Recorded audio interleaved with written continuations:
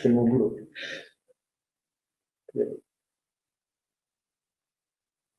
Bonjour, tu es sûr? Il y a 52. Bonjour, je suis Roland Tubiana, président de Soltis, et j'ai le plaisir et l'honneur de présenter ce symposium Soltis Atlas au sujet de l'introduction et déploiement de l'autodépistage du VIH en Afrique de l'Ouest, donc le projet Atlas. Nous avons de nombreux intervenants, des interventions très riches et très diverses. Si vous avez des questions à poser, n'hésitez pas à le faire par écrit sur le chat à droite de l'écran et nous répondrons en fin de session à toutes les questions retenues. Chaque intervenant sera là pour y répondre. Sans plus attendre, nous allons commencer l'ouverture de ce symposium avec Philippe Dunton.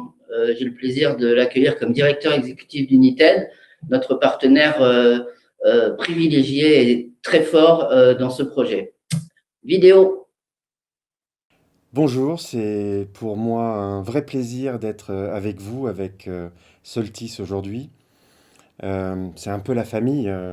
Roland Tubiana, son président, il me connaît très bien. On était médecins ensemble à la Pitié-Salpêtrière, avec Christine, bien évidemment, avec Gilles Brucker.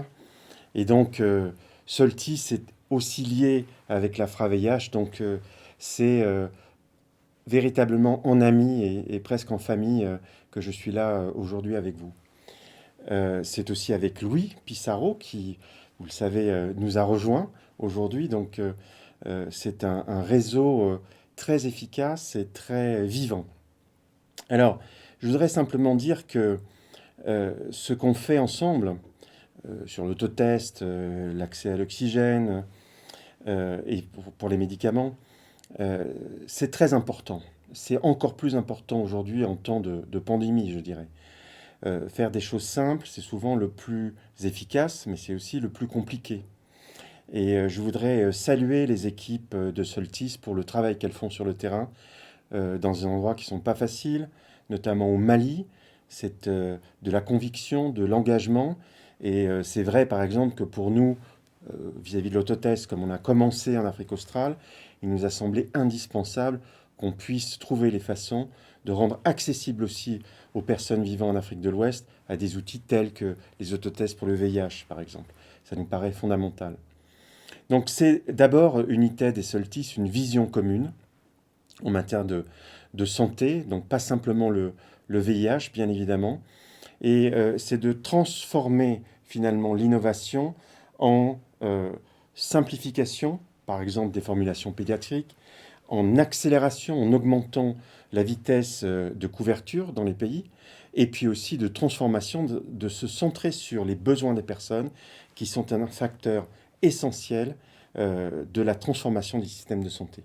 Donc c'est cette vision commune qui nous anime, et je pense que les résultats qui vont être discutés aujourd'hui et de l'action de Soltis est absolument fondamental et doivent être mieux connus de l'ensemble des acteurs de la santé et des bailleurs. Donc on est encore une fois ravis d'être présents avec vous aujourd'hui.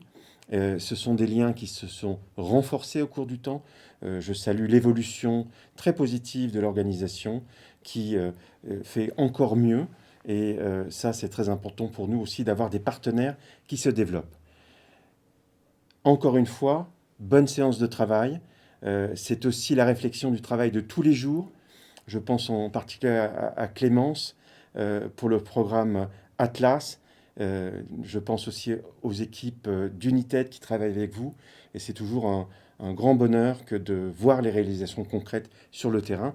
Et j'aimerais évidemment, quand ça sera possible, vous retrouver en Afrique pour voir un peu les progrès qu'on a pu réaliser. Merci encore. Merci Philippe pour cette introduction bienveillante et j'espère qu'il nous amènera à d'autres actions communes.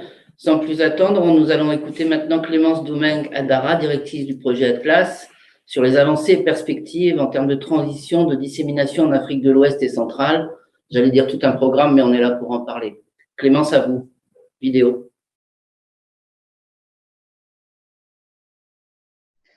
Bonjour à toutes et à tous, je m'appelle Clémence Doumain-Kaïdara, je suis directrice du projet Atlas pour l'ONG de solidarité internationale Soltis et j'ai le plaisir de vous présenter aujourd'hui les avancées et les perspectives du projet Atlas en termes de transition et de dissémination en Afrique de l'Ouest et centrale. L'autodépistage du VIH est un processus par lequel une personne prélève son propre échantillon, salivaire ou sanguin, au moyen d'un simple kit de test rapide. La personne peut ainsi effectuer le test et interpréter le résultat, généralement dans un cadre privé, seul ou en présence d'une personne de confiance et au moment où elle le souhaite. Il s'agit d'un outil efficace, fiable et sûr, avec une forte acceptabilité, qui permet donc d'atteindre les personnes n'ayant pas accès aux services de dépistage traditionnels. L'autodépistage du VIH est un outil de triage pour renforcer les stratégies de dépistage existantes. Un résultat réactif ne permet pas d'affirmer la séropositivité de l'individu. Ainsi, tous les résultats réactifs doivent être suivis d'autres tests effectués par un prestataire formé. Le projet Atlas vise à contribuer à réduire la morbidité et la mortalité dues au VIH-Sida en améliorant l'accès à l'autotest VIH tout en assurant un lien efficace avec la prise en charge. Pour cela, 3 objectifs majeurs. Tout d'abord, participer à l'introduction au déploiement à grande échelle de l'autotest, mais aussi diversifier les canaux de distribution pour atteindre les populations cibles du projet. Et enfin, générer des données probantes sur les résultats et l'impact des interventions par des études scientifiques. Le projet est mis en œuvre par le consortium composé de Soltis, Organisation de solidarité internationale, et de l'Institut de recherche pour le développement. Il est soutenu financièrement par United et une contribution complémentaire de l'Agence française de développement. Le projet est mis en œuvre par de nombreux partenaires. Tout d'abord, les différents ministères de la Santé et départements en charge de la lutte contre le VIH, mais aussi plus de 27 partenaires issus de la société civile. Des partenaires de recherche sont aussi mobilisés pour l'atteinte des résultats du projet. Enfin, le projet bénéficie de l'appui technique de l'Organisation mondiale de la santé et collabore régulièrement avec 2 projets partenaires que sont le programme STAR mis en œuvre par PSI ainsi que le programme MTV Sugar Baby. De manière plus concrète, les stratégies de dispensation du projet Atlas reposent sur un mélange et un mix de méthodes de dispensation primaire et secondaire. La dispensation secondaire, qui est l'innovation majeure du projet, est un aspect fondamental de la stratégie et elle est sous-tendue par le modèle opérationnel du projet Atlas. Il s'agit d'administrer des autotests VIH par l'intermédiaire d'individus issus de la communauté ou via des patients suivis au sein des établissements de santé. Ainsi, ceux qui le souhaitent distribueront des kits à leurs pairs, partenaires et clients, ce qui permet d'atteindre des groupes qui aujourd'hui n'ont pas encore été testés et qui sont souvent les plus difficiles à atteindre. Cette stratégie démontre son efficacité puisque 80% des autotests sont aujourd'hui dispensés en distribution secondaire. Le projet Atlas comporte également des activités de recherche dont les questions s'articulent autour des stratégies de dispensation d'Atlas et qui ont été co-construites avec les équipes opérationnelles. Elles visent à décrire et comprendre les effets sociaux, sanitaires, épidémiologiques et économiques liés à l'introduction de l'autodépistage dans les pays. Elles comprennent à la fois des enquêtes qualitatives dans les différents canaux de dispensation, à votre gauche sur la diapositive les volets 1 et 2, mais également une enquête quantitative auprès des utilisatrices et utilisateurs de l'autodépistage, le volet 3. Enfin, à votre droite, 2 études sont consacrées au volet économique et au volet modélisation des impacts. Au terme des 2 premières années de mise en œuvre du projet, un certain nombre de réalisations ont été notées. Tout d'abord, souligner le fait que le projet est pleinement intégré dans les différents systèmes nationaux, que cela soit au niveau des documents normatifs, des stratégies nationales, mais aussi des dispositifs de systèmes d'information et de gestion et des dispositifs d'approvisionnement, et qu'il est mis en œuvre de manière coordonnée avec d'autres programmes de dépistage en lien avec les acteurs clés de la lutte contre le VIH-Sida. Des modules de formation ont été développés en collaboration avec l'OMS et aujourd'hui, plus de 1200 personnes ont été formées dans les 3 pays. Enfin, les outils supports à la dispensation ont été adaptés de manière participative et des outils de sensibilisation ont été développés. La mise en place de lignes vertes est aussi effective dans les 3 pays. De manière régulière, des supervisions conjointes sont réalisées sur le terrain et contribuent également à la révision participative des stratégies et modes opératoires. Aujourd'hui, près de 140 sites dispensent des autotests dans les 3 pays de mise en œuvre, ce qui a permis la distribution de plus de 120 000 kits à la fin septembre. Comme vous le voyez sur cette diapositive qui présente la répartition des autodépistages dispensés par pays et de manière cumulée, on voit une croissance régulière et progressive des distributions d'autodépistage dans les différents pays. Cette progression régulière était un souhait de l'équipe projet et des partenaires de mise en œuvre, de manière à assurer une distribution qualitative des kits auprès des populations ciblées. Par ailleurs, vous noterez un léger fléchissement des distributions au démarrage de la crise liée au Covid-19. Le graphique ici présente la répartition des autodépistages par canal de dispensation. On peut noter que 62% des autotests sont dispensés en direction des travailleurs et travailleuses du sexe. De manière cumulée, 90% des kits dispensés le sont en direction des populations clés. Les 10% restants se partageant entre le canal lié aux IST et au cas index. Par ailleurs, on observe que 85% des kits sont dispensés en stratégie avancée. À votre droite, vous voyez également la répartition par sexe et on peut noter qu'aujourd'hui, 70% des kits sont distribués en direction des femmes. Ceci s'explique notamment par le public cible des travailleurs et travailleuses du sexe. Mais on note aussi également une proportion assez significative des jeunes personnes de moins de 24 ans. En termes de perspectives sur les prochains mois, un accent va être porté sur la poursuite de l'accompagnement dans le cadre de la transition et de la mise à l'échelle au niveau national dans les 3 pays de mise en œuvre. En effet, le Fonds mondial, mais également le PEPFAR, se sont engagés à accompagner les différents pays dans le cadre des quantifications et du soutien financier pour la mise en œuvre d'activités liées à l'autodépistage VIH. Par ailleurs, un appui technique a été réalisé ces derniers mois auprès d'un certain nombre de pays de la région Afrique de l'Ouest et Afrique centrale et va se poursuivre l'an prochain dans le cadre de missions d'assistance technique. Un accent sera mis l'an prochain sur la dissémination des résultats préliminaires de recherche dans les différents pays, mais également la participation et l'animation, l'organisation d'événements de dissémination au niveau des pays, mais au niveau aussi régional et international. Enfin, des contributions régulières vont être réalisées dans le cadre de la rédaction de documents internationaux sur l'autodépistage, que cela soit en collaboration avec l'OMS ou avec le programme STAR mis en œuvre par PSI. Je vous remercie pour votre attention. Je vous invite également à nous suivre sur les réseaux sociaux et à prendre connaissance de notre site web. Et toute l'équipe du projet Atlas reste à votre disposition en cas de questions ou de besoin d'informations complémentaires. Merci à vous. C'était très riche et très instructif pour les gens qui ne suivent pas ça au jour le jour. Je pense que ça va générer beaucoup de questions. Je vous rappelle qu'on garde les questions que vous poserez sur le chat pour en fin de session avoir un bon moment de questions-réponses. Donc après Clémence, j'ai le plaisir d'accueillir Géraldine Collin, consultante Impact Covid sur le projet Atlas, sur le retour d'expérience et les leçons apprises. Il n'y en a jamais assez. Merci Clémence. Merci Géraldine, pardon. Vidéo. Bonjour à tous, je suis Géraldine Collin et je vais vous présenter le travail que nous avons réalisé dans le cadre du programme Atlas sur la dispensation des AD-VIH dans le contexte de la pandémie à la Covid-19. Donc, nous avons cherché à comprendre les adaptations qui ont pu avoir lieu sur la dispensation des AD-VIH dans le contexte de la Covid. Pour ce faire, nous avons identifié 2 périodes. Une première phase dite de crise qui correspond au mois de mars au mois de mai 2020 et une seconde phase dite de routine depuis le mois de juillet avec la reprise des activités tout en maintenant les mesures barrières.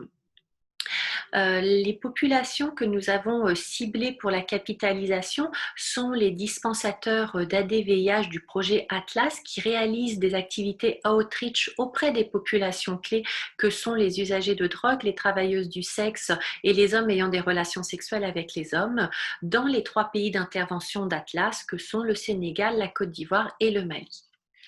Nos premières analyses montrent que durant la période de crise, les activités ont pu être maintenues, même si au début de la crise, il y avait beaucoup d'inquiétudes vis-à-vis de la Covid et très peu de matériel de protection qui a entraîné des questionnements sur l'arrêt ou non des activités. Grâce à la réactivité des partenaires techniques et financiers et notamment du projet Atlas qui a su fournir très rapidement des équipements de protection individuelle, les activités ont pu être maintenues pour dispenser la DVIH. Cependant, au vu du contexte, notamment la fermeture des bars, des restaurants, le couvre-feu, ces activités ont évolué. En effet, les activités qui avaient lieu en soirée ont eu lieu en journée. Les activités de sensibilisation qui étaient souvent des activités de groupe ont évolué vers des activités plutôt individuelles ou en petits groupes. Et ces activités ont plutôt eu lieu au sein des domiciles des bénéficiaires que dans des lieux publics. On a également observé une utilisation importante des réseaux sociaux et notamment au niveau des MSM qui ont vraiment utilisé les réseaux sociaux aussi bien pour garder contact avec leurs pairs que pour également identifier de nouveaux pairs à qui ils pouvaient proposer la DVIH. Enfin, nous avons pu remarquer qu'en Côte d'Ivoire et au Mali, la DVIH a remplacé un temps les tests rapides de dépistage. En effet, durant une période où les gestes barrières pour protéger contre l'épidémie n'étaient pas très clairs, la DVIH a permis de maintenir le dépistage tout en protégeant les dispensateurs et en maintenant une vraie offre de dépistage pour les personnes qui en avaient besoin.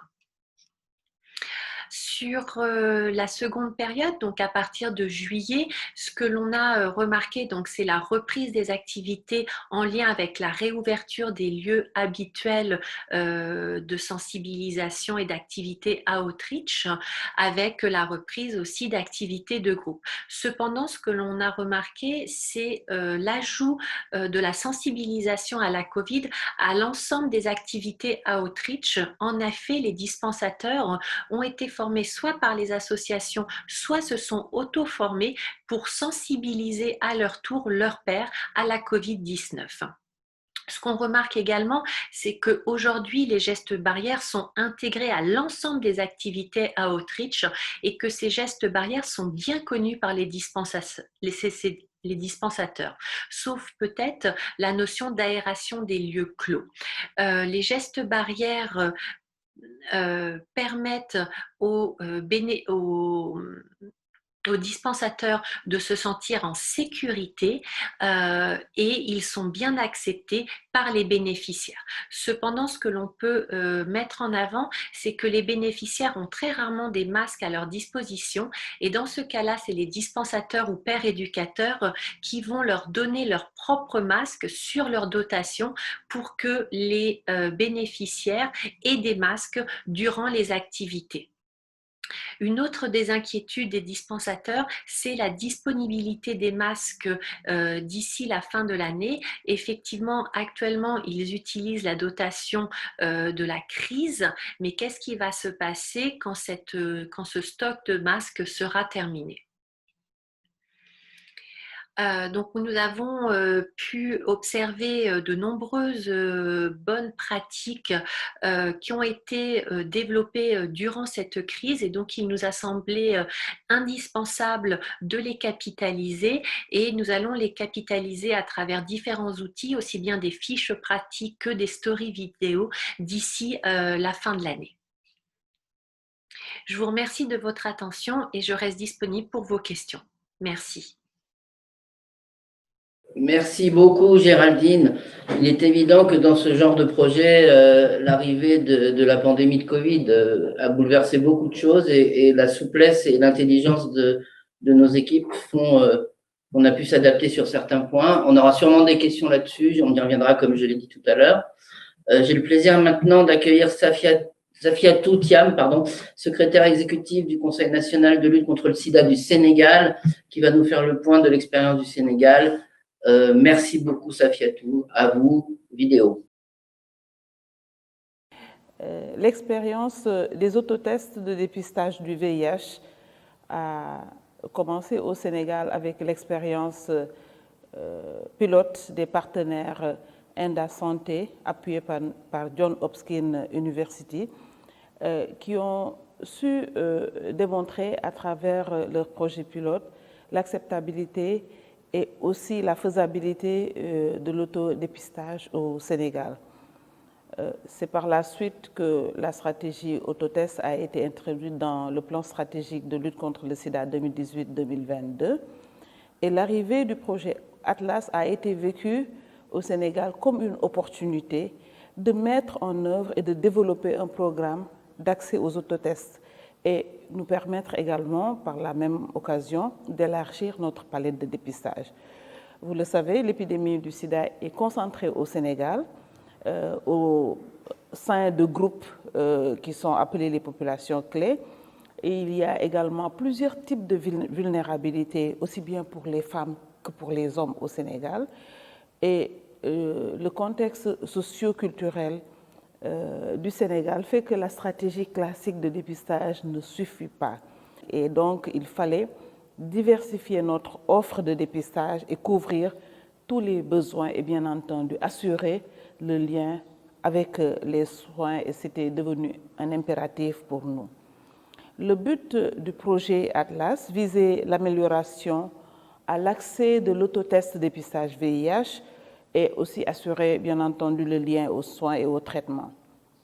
La mise en œuvre de ce projet a été faite dans d'abord 3 régions, Dakar, Thiès et Ziguinchor, donc qui sont les régions qui concentrent le maximum de populations vivant avec le VIH.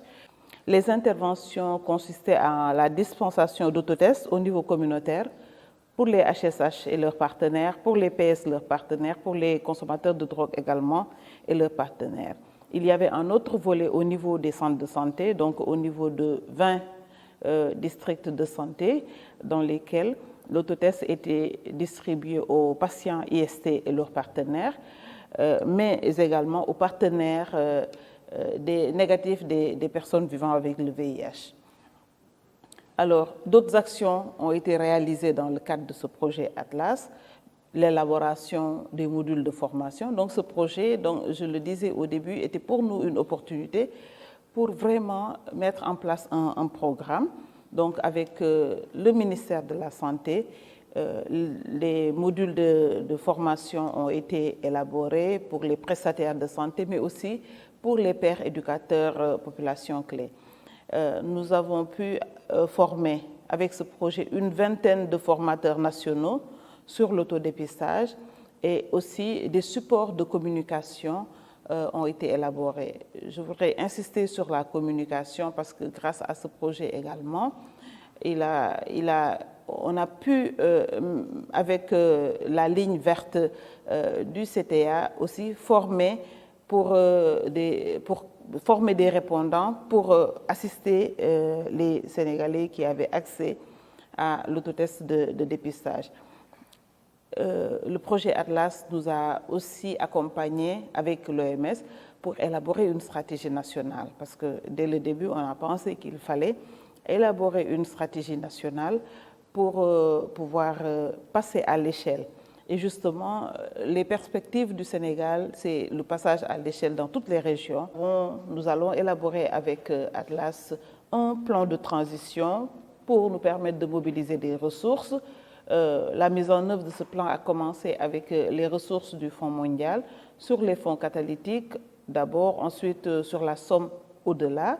Aujourd'hui, le plaidoyer va continuer et les autotests sont aujourd'hui une partie intégrante de la demande de financement que nous allons soumettre au Fonds mondial pour le NFM3. Donc, en conclusion, dire que c'était une expérience concluante, l'accès des autotests au Sénégal, c'était une demande des populations et ce projet nous a permis de satisfaire cette demande aujourd'hui où nous nous orientons vers des stratégies différenciées de dépistage pour toucher des populations difficiles à toucher L'autre perspective pourrait être également d'amener ces autotests au niveau du secteur privé. Et ça va permettre à ces hommes que nous manquons, pour différentes raisons que nous connaissons, d'aller, s'ils le veulent également, dans le privé pour se procurer les autotests, et cela va nous permettre d'améliorer nos indicateurs des 90, 90, 90. Merci, docteur Thiam, pour le Sénégal. Très bon exemple de ce que l'on souhaite faire à Soltis, c'est-à-dire travailler en synergie, en collaboration étroite avec les programmes nationaux sur ce projet où nous avons le Mali, la Côte d'Ivoire et le Sénégal. La voix du Sénégal nous semblait importante et je vous en remercie. Tout de suite, nous allons passer à la communication suivante. Le docteur Aminata Saran Sidibé Keïta, accompagné du docteur Odé Kankou Kabamba, qui vont avoir un dialogue sur Soltis, sur ce Atlas, au Mali. À vous, vidéo. Bonjour à toutes et à tous, je suis Dr Odé Kankou, chef de projet Atlas au Mali.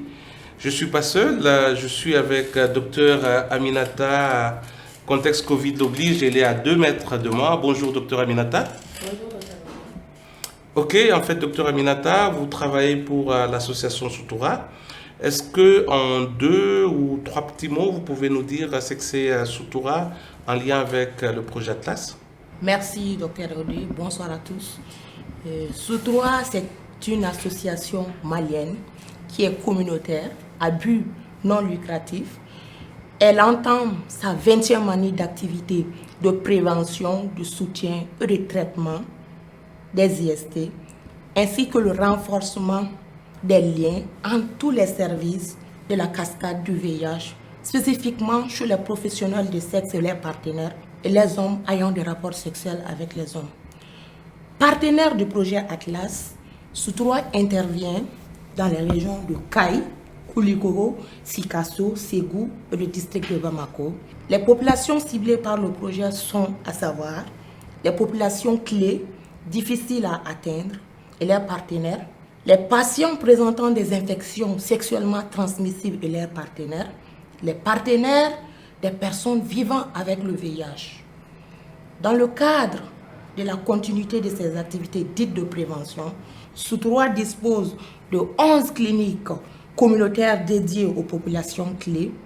Également, pour ceux ou celles ne voulant pas ou ne pouvant pas accéder à ces cliniques, nous déployons des équipes mobiles pour le diagnostic et le traitement des IST, ainsi que la promotion de la connaissance du statut sérologique par l'autodépistage.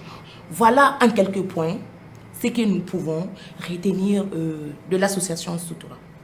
Ah oui, justement, docteur Aminata, vous avez parlé du travail que vous menez ensemble en partenariat avec le projet Atlas. Est-ce que depuis l'introduction de l'autodépistage dans vos activités, est-ce que vous pouvez nous parler des avantages et des bénéfices que vous avez pu constater en faveur de vos cibles et en quoi cela a apporté un changement dans vos activités? Depuis l'introduction de l'autodépistage du VIH, même si nos cibles se testent régulièrement à la clinique Soutoura, nous avons constaté que cette stratégie complémentaire de dépistage qu'est l'ADVIH a permis d'atteindre des personnes qui jusque-là n'avaient pas accès aux services de dépistage grâce à la dispensation secondaire. Soutoura a également remarqué une augmentation du recours de dépistage chez les partenaires sexuels de nos professionnels de sexe. Je parle bien ici, comme elle aime bien le dire, leur boyfriend. Les autotests sont plutôt bien acceptés par nos hommes. Ils peuvent réaliser en toute discrétion à la maison les statuts sérologiques quand ou ils veulent, sans pour autant avouer qu'ils fréquentent une professionnelle de sexe. Également, du fait de cette réalisation orale, qui est vraiment facile, nous voyons une forte acceptabilité de l'autotest. Voilà ce que nous avons pu observer depuis l'introduction des ADVIH dans nos activités de tous les jours. En fait, vous venez de parler de beaucoup d'activités que vous mettez en œuvre en fixe comme en avancé. Mais en fait, contexte Covid l'oblige, la crise n'a rien laissé au passage. Est-ce que vous pouvez nous dire en quoi est-ce que la Covid-19 a impacté vos activités et ce que vous avez pu faire pour y faire face? En effet, vous savez, depuis l'annonce de l'apparition de la maladie à coronavirus, le gouvernement malien a pris des mesures, notamment la suspension de tout regroupement public, les mesures de restriction dans les maquis, les bars et restaurants, les mesures de distanciation sociale, le couvre-feu qui était instauré de 21h à 5h du matin. Nos équipes se sont vraiment adaptées. Nous avons pu y intensifier pendant la journée nos activités en avancée, surtout les visites à domicile. Et pour vraiment protéger nos cibles, le personnel, nous avons mis les autotests en premier choix. Chose qui nous a vraiment permis de dépister plus de cibles et du coup une meilleure connaissance de nos ADVIH. Par ailleurs, je profite pour vraiment remercier nos partenaires, à savoir Soltis, le Fonds mondial, l'USAID, qui se sont engagés à nous accompagner en apportant des appuis matériels de protection pour les équipes terrain et les cibles. C'est dans ce strict respect de ces mesures, jusqu'au jour d'aujourd'hui, nous n'avons pas enregistré aucun cas de corona dans nos rangs. Ah oui, donc cette dotation en matériel vous a permis de ne pas interrompre vos activités sur terrain et de continuer. Vous nous avez parlé des avantages que vous avez remarqués avec l'introduction de l'autodépistage dans vos activités. Vous nous avez parlé de votre adaptation face à la crise Covid et tout ce que vous avez eu comme résultat. Est-ce que vous auriez un message à faire passer par rapport à l'autodépistage? Je veux vous dire une chose qui est vraiment certaine. Il serait impossible de mettre fin à l'épidémie du VIH sans mettre toutes les personnes qui en ont besoin sur le traitement VIH. Je parle ici des 3x90. Et pour atteindre cet objectif, il faut vraiment lever le frein au dépistage et renforcer son accès pour tous. De ce point, il faudra un déploiement à grande échelle sur tout le territoire malien. Le Mali n'est pas seulement 5 régions. Et sachez que les populations clés, ils circulent à tout moment sur tout le territoire. Pour vraiment combler ce gap que le Mali constate au premier 90. Vraiment, moi, Aminata, je suis favorable à cette création des conditions pour le passage à échelle des ADVIH sur le territoire malien. Merci beaucoup, Dr Aminata, pour ce partage d'expérience par rapport à l'autodépistage. Merci, Dr Aminata. Merci, Dr Odekankou Kavemba. Dialogue très intéressant car très proche du terrain. C'est ce qu'on souhaite vraiment faire avec ce projet, c'est-à-dire toucher les gens de terrain avec des partenariats associatifs forts, de gens qui savent de quoi ils parlent et qui côtoient les gens que l'on souhaite atteindre. Donc, merci beaucoup. C'est également très riche et passionnant. On va passer maintenant à une capsule vidéo de témoignages de pères éducateurs et éducatrices et nous recueillons toujours vos questions. Vidéo.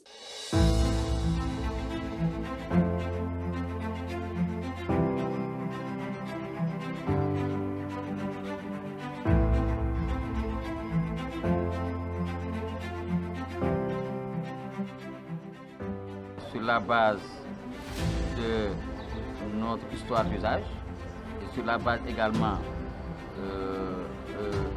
de notre connaissance des scènes de drogue et des pratiques qui s'y mènent, on a été recrutés et capacités pour faire justement ce travail de réduction des risques qui consiste, entre autres, à créer un lien avec nos pairs pour justement les aider à réduire les risques liés à leur consommation. Les risques notamment comme le VIH ou les hépatites virales. C'est une activité de sensibilisation qui a été couplée à une démonstration, sinon dispensation de l'outil autotest, voilà, par un superviseur et les bénéficiaires HSH. On a montré l'intérêt qu'il y a à pratiquer le test de dépistage. Des fois, quand on a des causeries, c'est là-bas qu'on s'en profite pour donner en même temps les autotests. C'est plus facile au niveau des causeries. Quoi. Des fois, ça nous arrive quand quelqu'un nous dit « Ah, moi j'ai un copain ». Alors vraiment, comme je voulais aussi lui donner ça. Mais avant de donner, on va lui expliquer toutes les modalités, comment il va l'utiliser, la manière de le faire et tout. Des fois, ça arrive que ça soit positif et puis on l'oriente quoi. Au regard en tout cas de l'approche que nous avons par rapport à tout ce qui se fait dans l'Autriche, nous avons pu justement convaincre ces personnes à l'accepter. En leur disant effectivement que ça ne leur prend que 25 minutes, tout au plus, pour connaître justement leur statut. Je te remets ton kit, je t'explique comment utiliser et tout.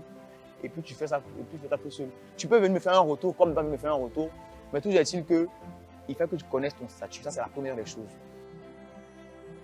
Quand ils demandent à être référés, à être accompagnés, on fait notre mieux pour les amener dans les structures de santé. Avec une sensibilisation sur le bien fondé même du dépistage, sur le bien fondé même du respect, de l'observance au traitement ARV, je crois qu'il ira dans un sens de santé. Le côté altruiste, parce que donner de l'amour, donner de l'aide aux gens, c'est quelque chose que j'aime bien.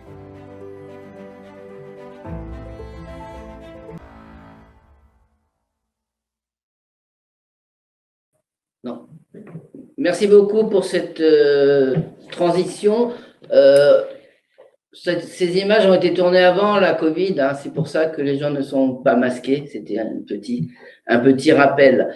Bien sûr, on a l'action de terrain qui est très forte, on a la mobilisation de toutes les équipes, mais en même temps que l'on travaille, on évalue. Et j'ai le plaisir d'accueillir le docteur Odette Kizerbo, responsable des enquêtes qualitatives auprès des populations et des pairs éducateurs. Docteur Kizerbo, à vous la parole. Bonjour mesdames, messieurs. La communication que j'ai l'honneur de vous présenter s'intitule « Dispensation primaire et secondaire de l'autodépistage parmi les populations clés.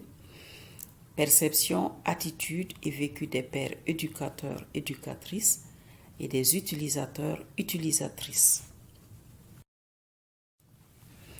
Elle se justifie par le fait que de plus en plus, des stratégies innovantes sont développées pour toucher les populations les plus affectées par le VIH, et l'ADVIH en est une.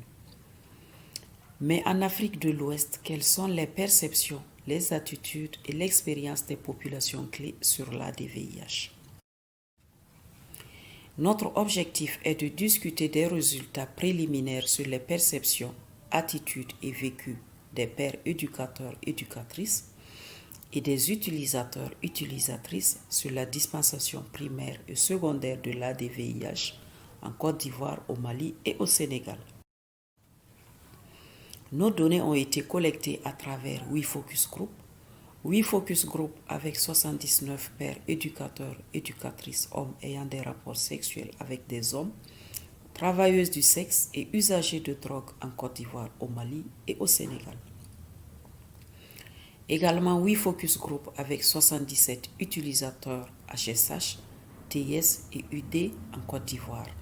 Les données du Mali et du Sénégal étant en cours de traitement. En termes de résultats, nous notons des opinions favorables aussi bien de la part des PE que des utilisateurs, utilisatrices. Ces opinions se rapportent à la réduction de la stigmatisation des PVVIH et des utilisateurs, utilisatrices, population clé, aux aspects opérationnels de l'ADVIH, mais surtout à la dispensation secondaire qui permet, à travers les contacts primaires, de toucher les populations que les stratégies habituelles ont du mal à offrir les services de dépistage. Les pairs éducateurs, éducatrices ont des attitudes favorables à l'utilisation de l'ADVIH qui va permettre, de leur point de vue, d'atteindre les populations non desservies par les stratégies habituelles et ainsi booster les 3,90. Nous notons quelques scepticismes à leur niveau, des doutes liées à une utilisation et ou une dispensation secondaire correcte de l'ADVIH, des doutes sur une dispensation secondaire de l'ADVIH aux partenaires, mais surtout des doutes par rapport à la sollicitation systématique et exhaustive des services de confirmation et de prise en charge en cas de test réactif. Certains PE ont manifesté un souhait d'assurer un suivi actif après la dispensation de l'ADVIH. Au niveau des utilisateurs, utilisatrices, les attitudes sont également favorables vu les avantages déjà cités. Cependant, quelques-uns trouvent qu'il y a trop d'étapes méticuleuses à respecter pour réaliser l'ADVIH. Il y a également quelques craintes de mauvaises réactions à la découverte d'un résultat réactif si l'utilisateur ou l'utilisatrice est seul et n'est pas assisté. La majorité est plus favorable à assurer le processus de bout en bout sans l'intervention ou l'accompagnement des PE. Et il y a quelques interrogations et réticences sur la fiabilité du test en rapport avec son caractère oral. En termes de vécu de l'ADVIH, les pères éducateurs, éducatrices ont noté une bonne adhésion à l'ADVIH, que ce soit en dispensation primaire ou en dispensation secondaire. Il y a une rétro-information sur l'utilisation effective du test et même les résultats, qu'ils soient positifs ou négatifs à leur niveau. Il y a un maintien de contact entre les PE et les utilisateurs, utilisatrices, pour apporter un appui aux pairs, mais également pouvoir évaluer les performances de réalisation de tests en termes de détection de positifs. Une quasi-inexistence de conséquences sociales néfastes. Enfin, des expériences de dépistage effectif de personnes réticentes éloignées des services ont été rapportées. Le vécu des utilisateurs et des utilisatrices.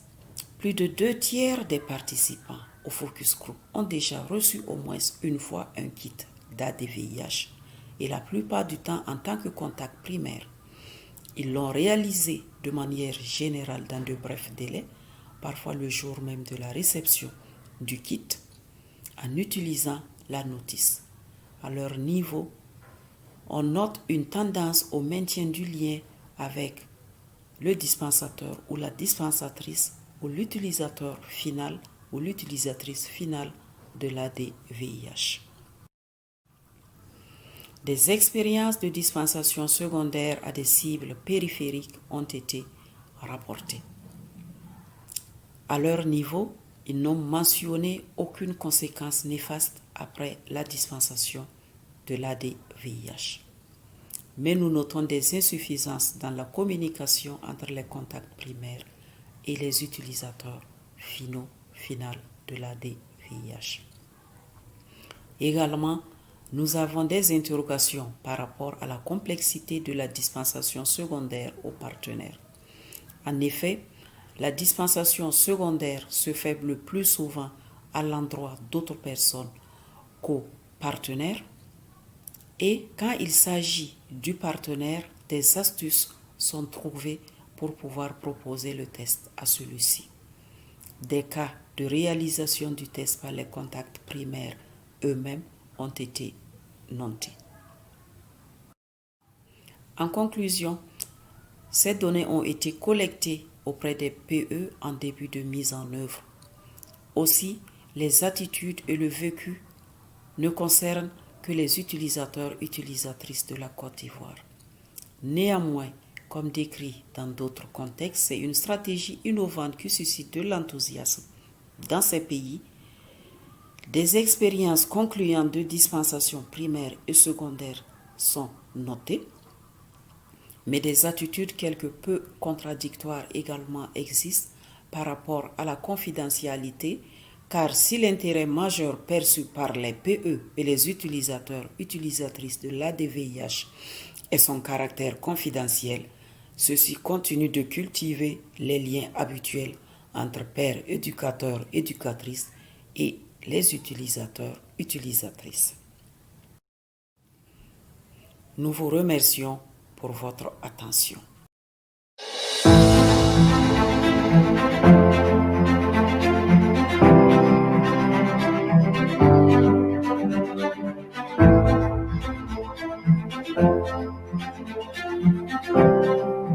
Je connais mon statut et je me teste chaque 3 mois. Il m'arrive parfois d'avoir des comportements à risque. Mon partenaire, il a un souci parce que mon partenaire refuse de se faire dépister. Donc, il ne veut pas venir au centre. À chaque fois qu'elle dit ça à son mari, le mari ne vient pas. Ou bien il vient faire un demi-tour au niveau du centre de santé pour retourner, soit disant que je n'ai rien vu, je n'ai trouvé personne. Il y a beaucoup de monde qui n'aiment pas aller à l'hôpital. Pourquoi? Il y a les gens, il y a sida, il y a les dents, il y a infection, il y a les gens, il y a beaucoup de maladies. Ils n'aiment pas aller, ils vont aller voir. Comme elle là, il est en train de honte. Si les gens, ils les attendaient, le docteur, il les attendait, dans leur tête, il pourra que si le docteur, il les voit ça, il va monter ça pour tout le monde. Il ne connaît pas que ce n'est pas ça. Ça là, c'est bon pour Le monsieur qui la fréquente a avancé le coup là. Donc, en un mot, elle est fiancée. Elle ne connaît pas le statut de son fiancé, qui est marié, qui a une femme à la maison. Donc, elle a décidé de prendre l'autotest pour aller dépister avec l'autotest son fiancé. Elle en a expliqué au fiancé.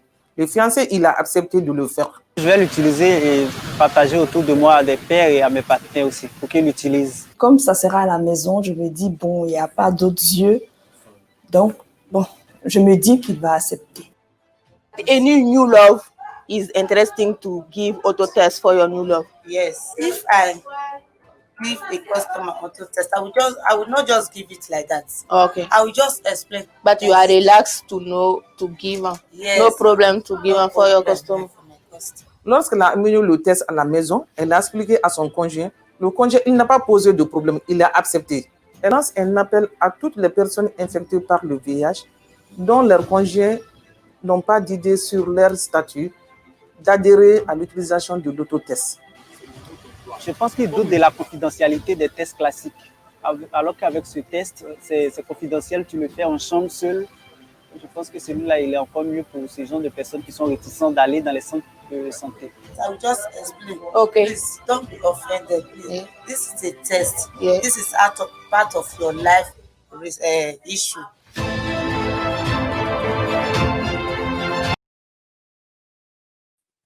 Merci, très beau témoignage. Nous avons maintenant la dernière communication organisée avant les questions. Le docteur Marc Delbé qui va nous parler des coûts. Il faut bien parler des choses importantes. On a vu le terrain, on a vu la préparation. Maintenant, on va parler des coûts. Vidéo, Marc Delbé. Bonjour à tous et bienvenue au symposium Soltis du projet Atlas. Je suis Marc Delbé, chercheur en économie de la santé à la London School of Hygiene and Tropical Medicine. Je suis coordinateur sur l'enquête des coûts du projet Atlas. Aujourd'hui, la présentation concerne la préparation pour une mise à échelle pérenne de l'ADVIH avec l'analyse préliminaire des coûts de la dispensation des kits d'ADVIH par les organisations de la société civile en Côte d'Ivoire. Alors, il y a deux objectifs principaux à cette étude. Le premier étant d'estimer les coûts de mise en œuvre de l'ADVIH à travers des modèles dirigés par les organisations de la société civile, et en particulier dans cette présentation aujourd'hui, pour les travailleuses du sexe sur le canal communautaire en Côte d'Ivoire. Il s'agit aussi d'évaluer comment ces coûts varient à échelle pour guider la mise à échelle nationale du programme et informer sur la pérennité de ces modèles de dispensation basés sur les plans stratégiques nationaux de lutte contre le VIH-Sida. Alors, concernant la méthode sur l'étude des coûts, il y a deux approches principales. La première étant une approche descendante qui consiste en l'analyse de rapports financiers, les rapports financiers de Soltis au niveau de la coordination, Soltis Côte d'Ivoire, ainsi que les rapports financiers des partenaires et sous-partenaires de mise en œuvre. Cette approche descendante est complétée par une approche ascendante qui consiste en la collecte de données sur les sites de dispensation et les sièges des partenaires pour la collecte de coûts économiques non capturés dans les rapports financiers, la collecte de facteurs d'allocation des coûts, ainsi que le fait de conduire une étude observationnelle, ce que l'on appelle une étude de temps en mouvement, qui consiste à observer les agents dispensateurs pour comprendre quel pourcentage de leur temps est alloué aux activités de l'ADVIH pour pouvoir y allouer certains coûts de personnel. Cette approche ascendante est conduite sur un échantillon de l'étude.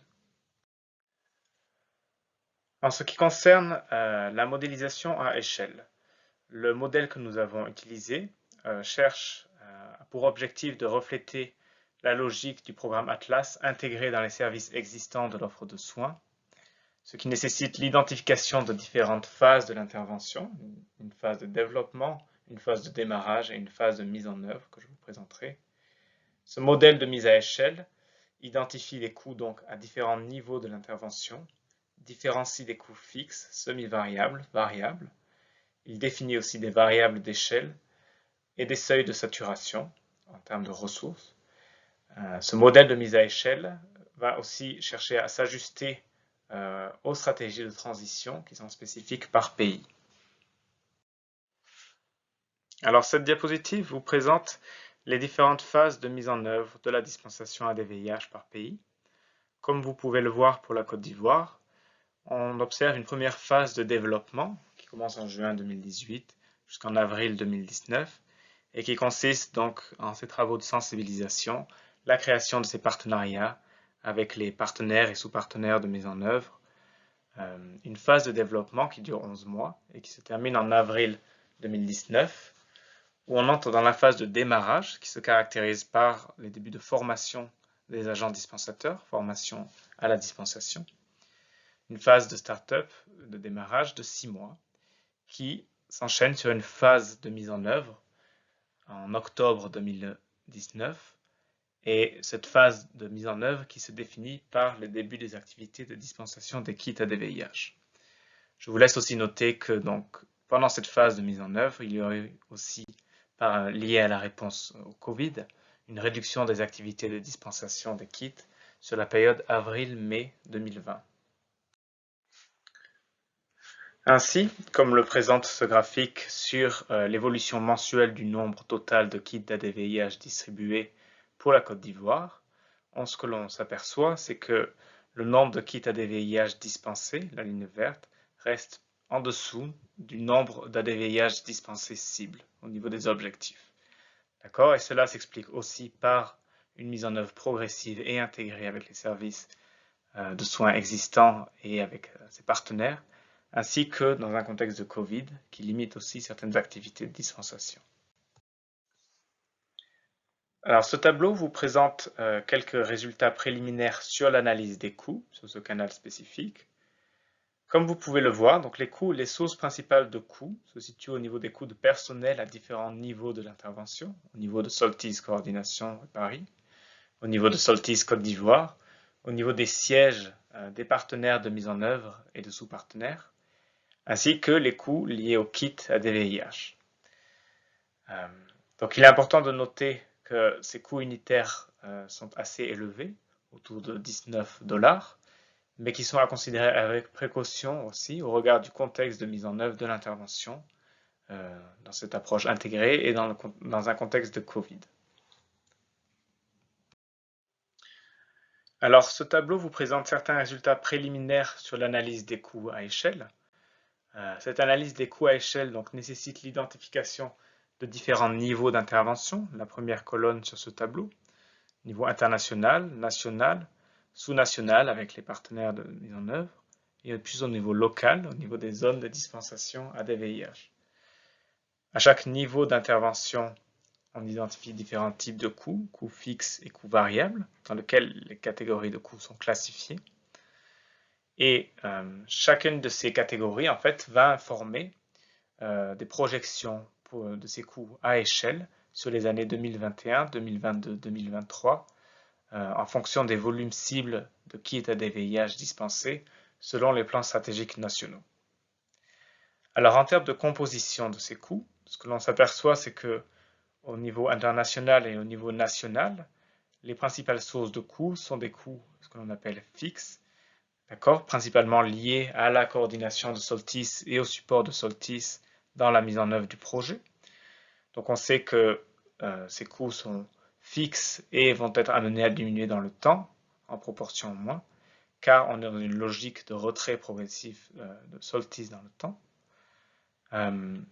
Au niveau sous-national et local, les principales sources de coûts seront plus au niveau des sièges, des partenaires de mise en œuvre, ainsi qu'au niveau des coûts des kits d'ADVIH. En effet, vu que les volumes cibles avec les plans stratégiques nationaux sont plus importants, les coûts de kits seront aussi plus importants en proportion. Donc ce que l'on s'aperçoit, c'est que la considération de ces coûts fixes et de ces coûts variables font qu'on observe en fait des coûts moyens par kit dispensé qui sont moins élevés que dans le cadre de l'étude observationnelle, ce qui suggère des économies d'échelle, car effectivement on fonctionne avec des volumes cibles beaucoup plus importants et dans le cadre d'une intervention qui est maintenant intégrée dans le service de soins. Alors en conclusion, ce que l'on s'aperçoit, c'est que cette mise en œuvre intégrée selon la logique Atlas et dans un contexte de Covid-19 entraîne des coûts relativement élevés par kit ADVIH dispensé dans le cadre de l'étude observationnelle.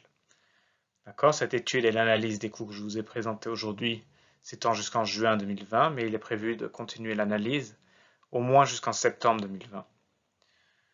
Un autre point important lié à la modélisation à échelle montre que ces résultats préliminaires suggèrent qu'une approche intégrée est potentiellement pérenne aussi pendant ces phases de transition et de mise à échelle complète du dispositif Atlas.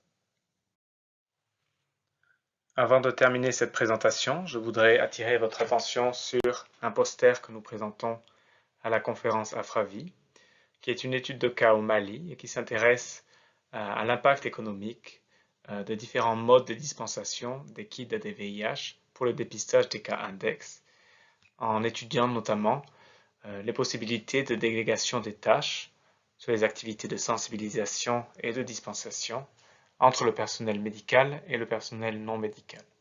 Ce poster vous est présenté par Keba Badian, assistant de recherche en économie de la santé basé au Sénégal.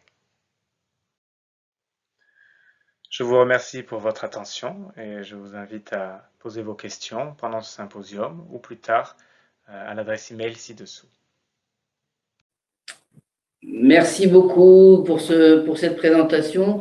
Merci à l'ensemble d'ailleurs des présentateurs de ce symposium.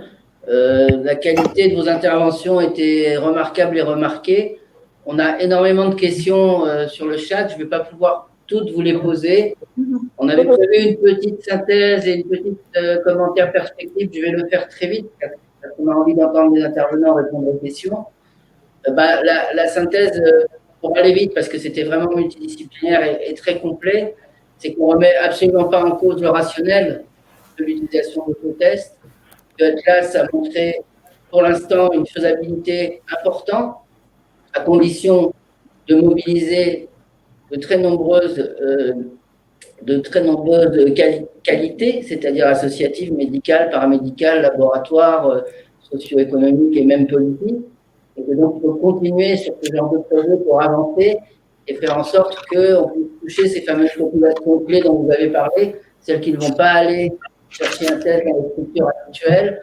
Et je suis sûr que dans notre prochaine évaluation, on aura confirmation que 140 sites, 120 000 tests en septembre, on va encore progresser et on va encore aller vers un meilleur contrôle de l'infection VIH au niveau individuel et collectif. Hein. Ces gens que nous avons dépistés, à condition que l'aval soit assuré, et ça aussi c'est prévu dans le projet, la formation, les circuits et que nous avons mis en place, que vous avez mis en place pour que l'aval du test soit bien pris en compte, parce que c'est là qu'on nous attend, et que ces gens puissent avoir accès à une prise en charge, un traitement, et à réduire la charge virale, ce qui fait qu'on va baisser le taux de transmission et augmenter la qualité sanitaire de tout le monde.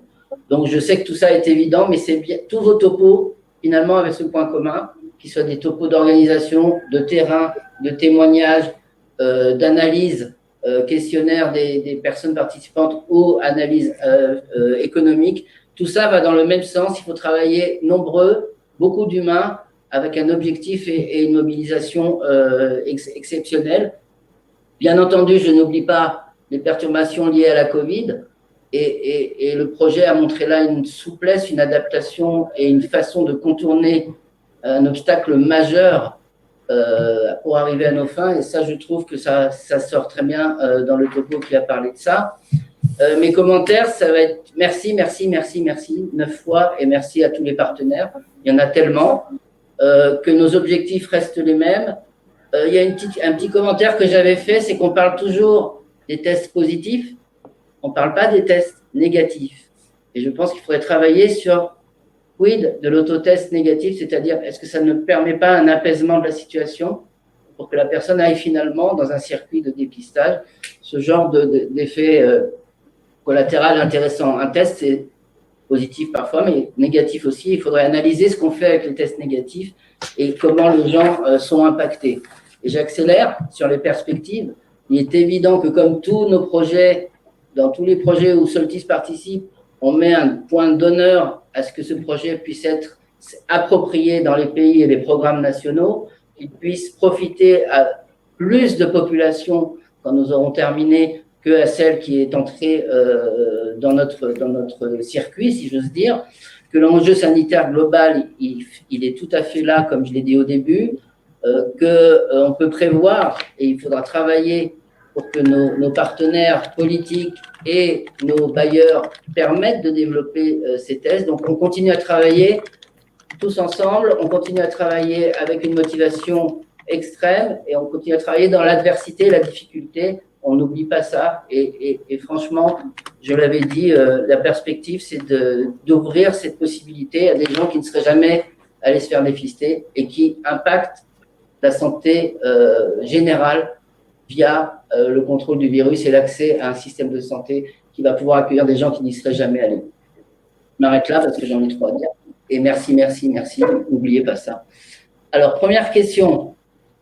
Pour le Sénégal, Dr Thiam, malheureusement, elle est anonyme, on l'ai prise quand même. Le développement d'une stratégie et d'un guide national spécifique à l'autotest a-t-il contribué à faciliter le processus de requête au Fonds mondial pour la mise à l'échelle et la coordination des acteurs au niveau national? Merci, mais c'est facile de répondre à cette question. Je pense que la réponse... Allô? Oui, allez. Vous m'entendez? Oui. Oui, donc je disais que c'est une question facile parce que la réponse, bien entendu, est oui. Quand on développait la demande de financement au Fonds mondial, nous avions déjà une stratégie pour les autotests que nous avons soumis avec notre demande avec une stratégie, mais aussi un guide autotest qui a vraiment guidé l'élaboration de cette stratégie. Je voudrais aussi très rapidement en profiter pour répondre à une autre question qui est posée à tous les présentateurs. C'est les clés de succès pour l'intégration dans le système de santé. Parce que c'est vrai qu'au début, c'est pas facile. Hein? C'est une innovation qu'on amène et il y a toujours les résistances vis-à-vis des innovations.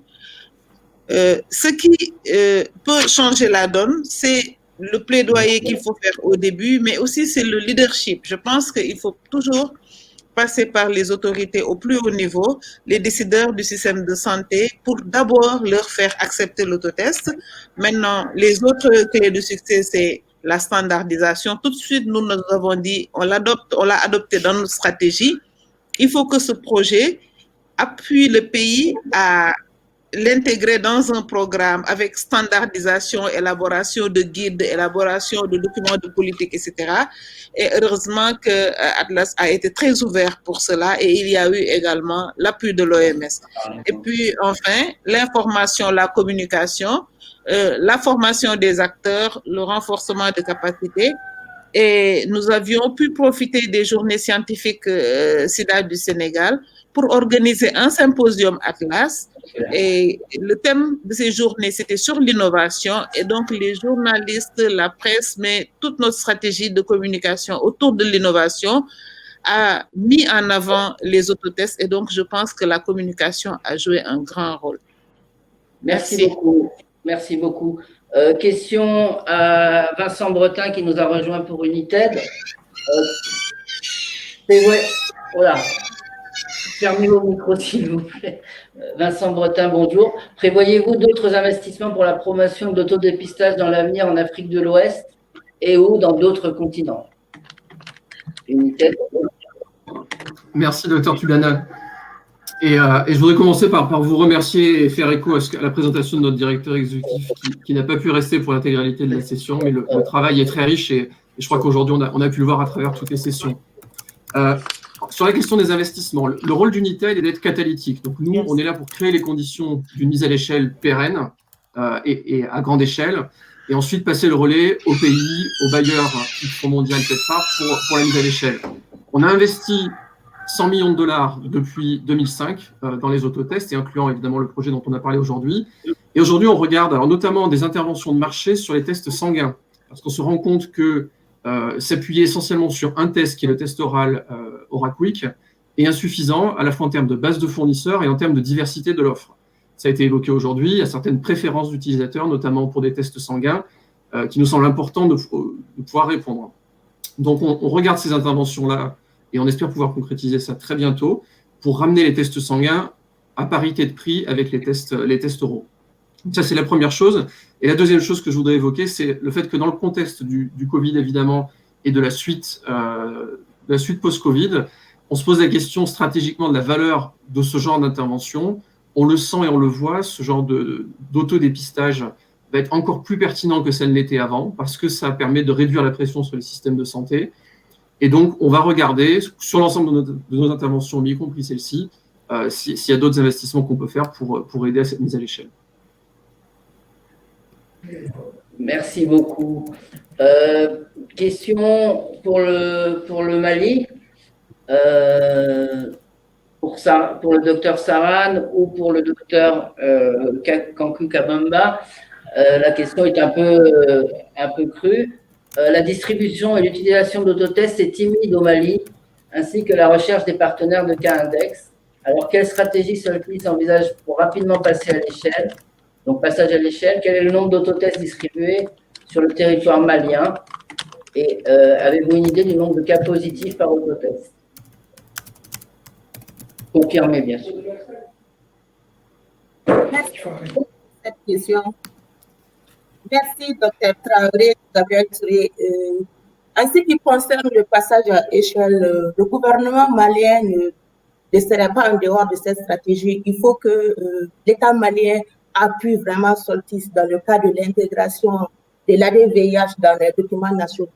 Et sachez dorénavant que notre protocole et normes de prise en charge du VIH, l'ADVIH y figure. Également, le plan stratégique national intégré 2021-2025, nous avons proposé l'ADVIH.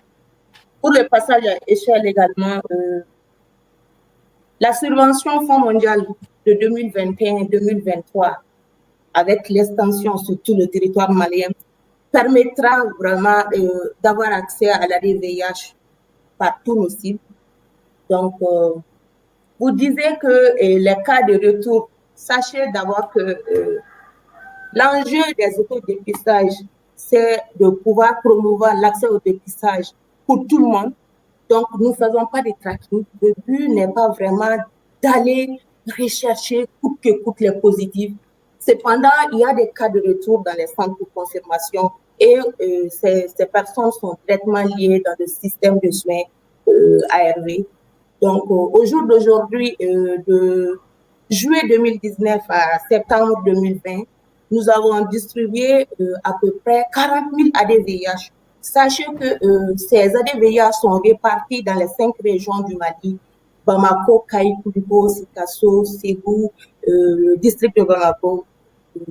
Et ça, c'est dans quelques structures de référence, des structures de santé de référence, et dans quelques hôpitaux et les systèmes, les associations communautaires que le projet évolue. Donc, on n'évolue pas sur tout le territoire malien. Donc, il faut que cela soit vraiment compris. Et pour sa dernière question, celle qui est...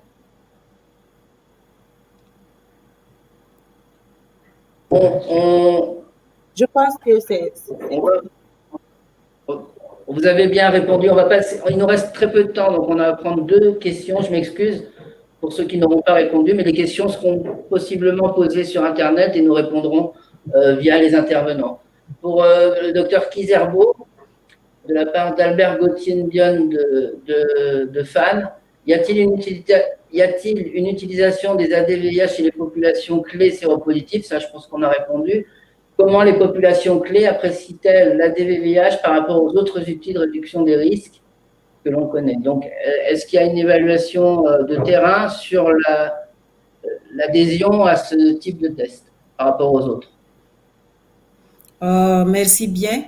Je pense que ce qu'il faut retenir, c'est que les populations clés ont une attitude favorable à la dispensation de l'ADVIH en dispensation primaire et secondaire, mais en termes de comparaison entre l'ADVIH et les autres outils de prévention, dans le cadre de notre étude, jusque-là, nous n'avons pas pris en compte cet aspect. Peut-être que pour les investigations futures, nous pouvons essayer de répondre à la préoccupation de Dr Albert. Merci. Beaucoup. Alors, on nous presse sur le temps. Donc, je vais vous rappeler que vous pouvez poser vos questions sur le site d'Atlas, que nous ferons suivre les questions et que nous répondrons le plus précisément possible. Nous allons conclure faute de temps. Je remercie l'ensemble des intervenants. Je remercie les personnes qui ont composé le programme, car c'était très divers, très varié, très intéressant à différents points. Clémence, Juliette en particulier, merci beaucoup. Merci à tous les partenaires. Et on est tellement désolé de ne pas être à Dakar avec vous. Partager autour d'un verre les questions multiples et variées que pose le programme. Mais nous nous reverrons très bientôt de vive voix et en présentiel, bien entendu, j'espère. Merci à tout le monde et bravo à toutes les équipes. N'oubliez pas de transmettre. Au revoir. Au revoir. During the show.